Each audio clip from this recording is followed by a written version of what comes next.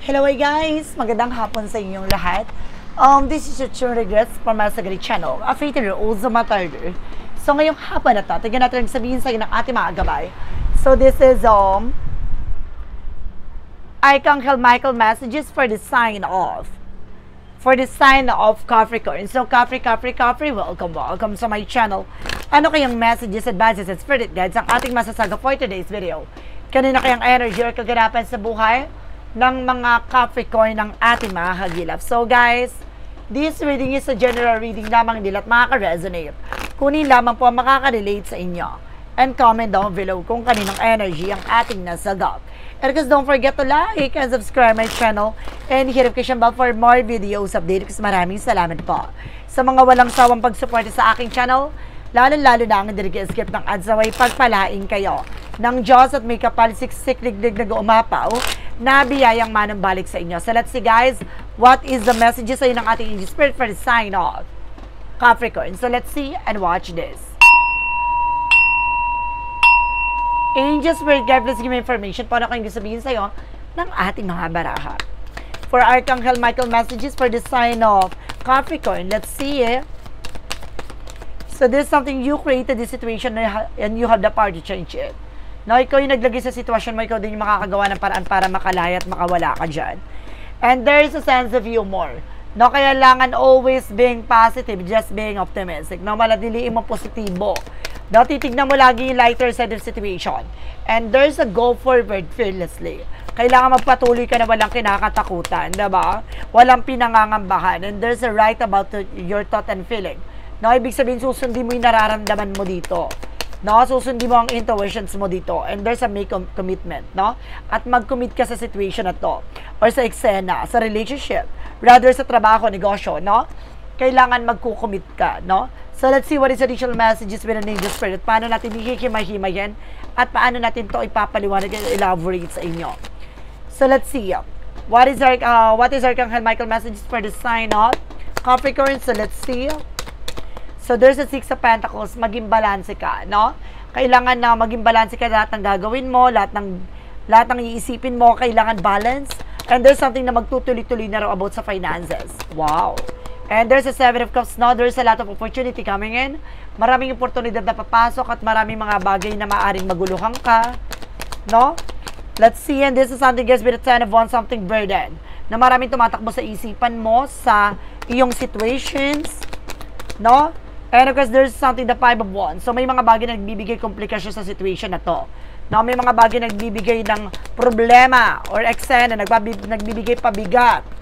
No, at the same time, there's a lovers connected with your love life. Connected raw to sa asawa mo, sa relasyon nyo, sa pamilya nyo. And there's a Knight of Cups, no?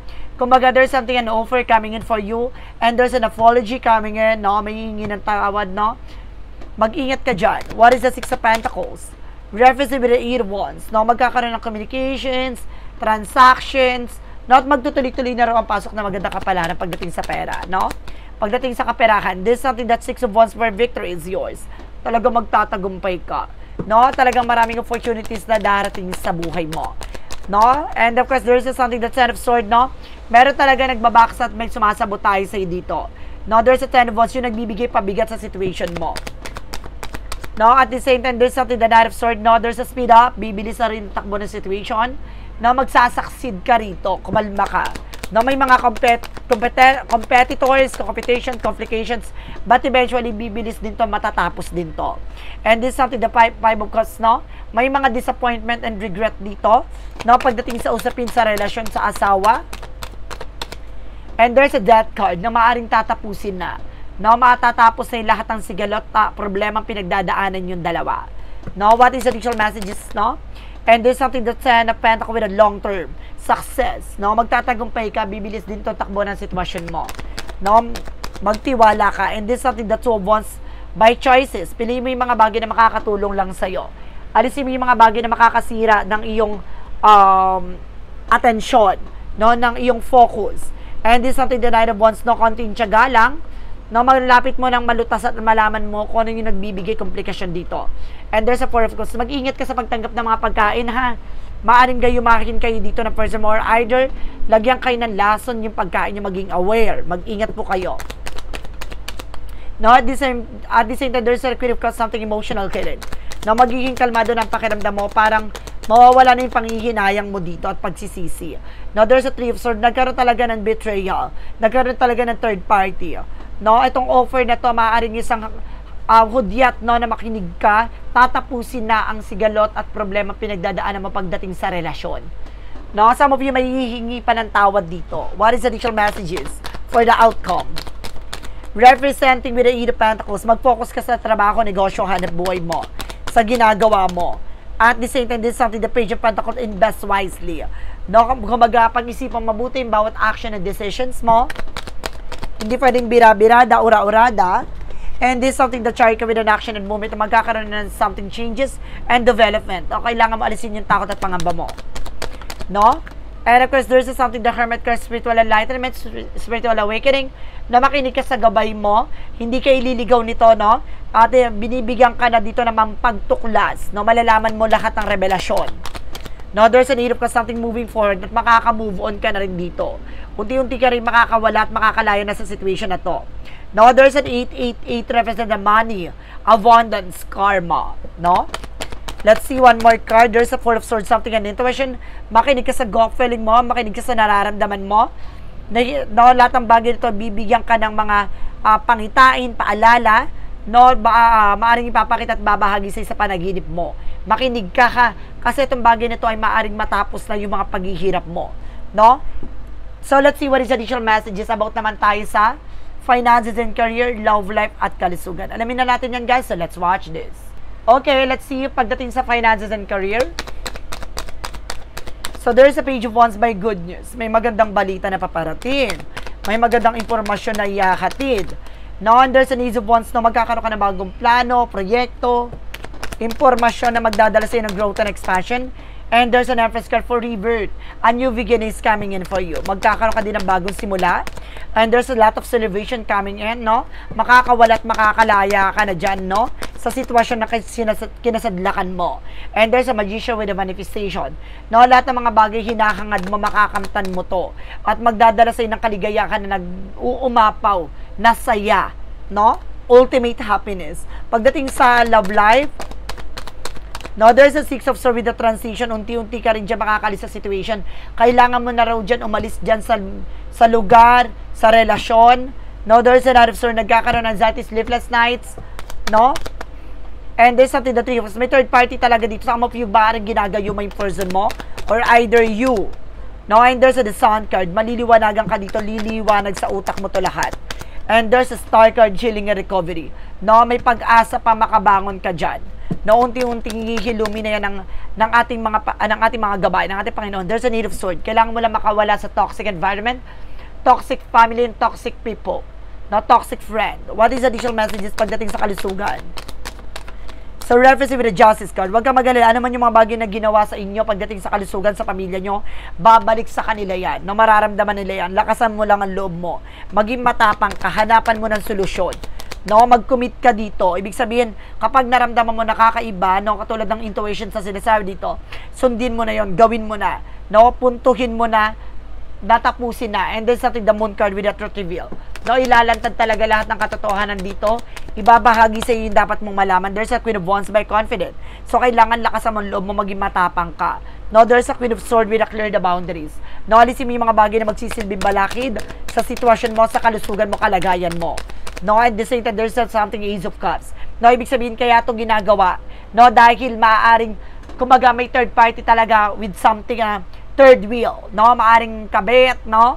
Maaaring naging karelasyon ng person mo or maaaring may gusto sa person mo.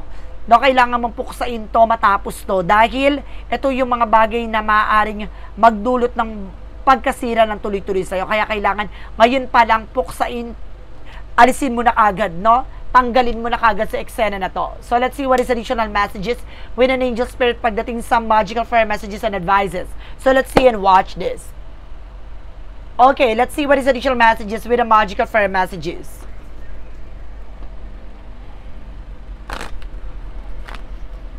With the magical fire messages, represent what? No, this is something spiritual teacher. I told you, kailangan mo talaga ng albularyo yung tutulong sa'yo, guys. No, there's something in, see? Malaking factor dito talagang ginugulo ang love life, relasyon, no, pamilya. And this something birthday, no? Maaring may birthday dito, maaring masasagot na lahat ng katanungan mo. No, maaring ditong birthday nito, maaring mapuksa na lahat ng eksena, matapos na. And everything is okay, no? Maaring lahat ng bagay nito ay maaring may magandang idudulot, no? Huwag ka mag-alala. What is the yin and yang oracle card? Represent what? And this something guys with a unity, may pagkakaisa, kailangan ng pagtutulungan. And this something avoidance, no? Huwag kang matakot, harapin mo yung problema na yan. No, there's a guilt. Meron talaga may galit sa'yo at sumasabotay sa'yo. No, and there's something control. No, kontrolin mo yung bunganga mo, medyo pasmado ata, maaring nakapanakit ka ng damdamin, kaya may gumawa sa'yo ng hindi maganda, no? What is additional messages for synchronicities? There's an eagle with a message. No, hinahatid ng mensahe sa'yo sa panaginip mo, na maaaring sa intuitions mo, sa visions mo, and see a night vision. I told you, diba? Kumaga, binabahagi sa'yo sa panaginip malamang, no? And there's a rebel. Meron dito talaga nagre-rebelde, gumagante. And there's a princess, no? Some of you may anak kayong babae dito. So, let's see what is the romance age for a mystic love oracle deck.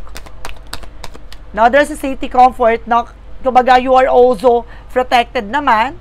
And there's something I'm sorry, meron talagang hihingi ng tawad dito. And there's a lies and keeping secret. Pero wag kang magtitiwala, no? Mayroon pa rin to tinatagong sekreto. No? Kaya siguro to bumalik dahil may hidden agenda to.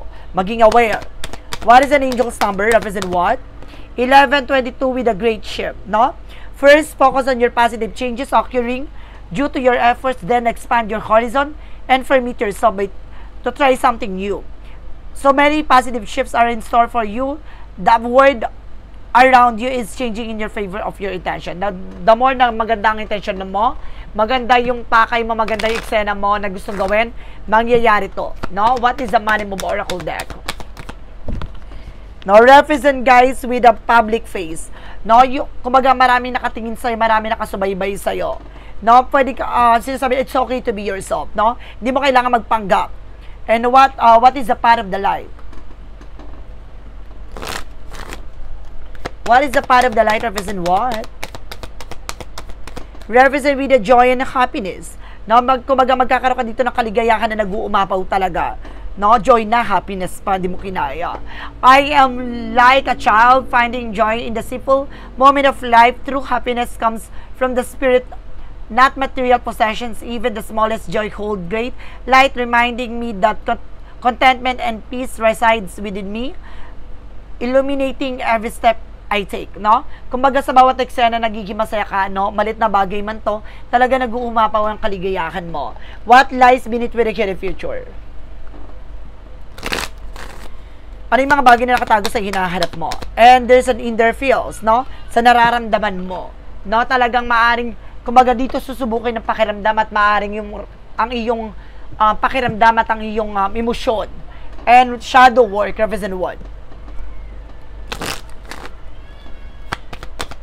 And the shadow work represented with jumble thoughts, no? Confusion. Maring nagugulong ka talaga, nagkakaroon ka ng anxieties dito dahil sa magulong utak at isipan. No? So let's see what is the clarifying for life situation. A love situation, rather. For a love situation, represent what? And it's something bound by demands. Stifled by expectation, it's time to redefine limits and reclaim freedom. So see, ibig sabihin ito guys, no? Kumbaga may mga bagay na in-expect ka na sa sarili mo, ito na yung panahon ng pagkakataon para bigyan mo ng limitasyon, no, ang sarili mo. No, parang huwag ka mag-expect ng masyado, no? And of course, kailangan mo ng kalayaan sa nangyayari sa situation mo, no? So let's see what is the clarifying for your life situation. For clarifying for your life situation, represent what?